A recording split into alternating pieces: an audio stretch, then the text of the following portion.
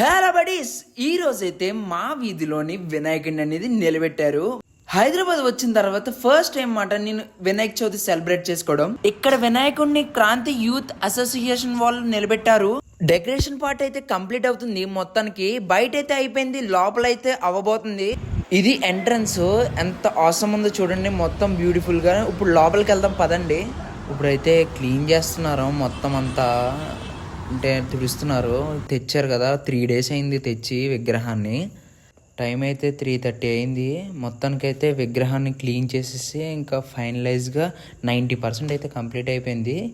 ఇంకా కొంచెం మిగిలి ఉంది బ్యాలెన్స్, అది కూడా కంప్లీట్ అయిపోతే ఇంకా మ్యాక్స్ మొత్తం అంతా కంప్లీట్ అయిపోయినట్టే. డెకరేషన్ పార్ట్ అంటే అన్నీని ఇంకా ఫైనల్గా పూజ కార్యక్రమం అవన్నీ మొదలెట్టడమే. ఇప్పుడు 6 o'clockకి అలా అనుకున్నారు పూజ కార్యక్రమం.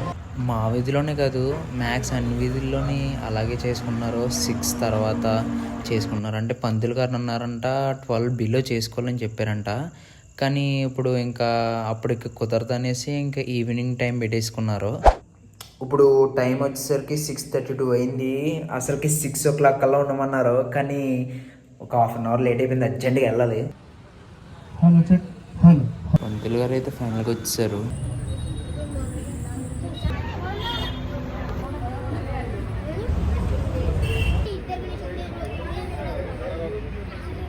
ఎంత పెద్ద గణపతిని పెట్టుకున్నా పసుపు గణపతికి పూజ చేసినాకనే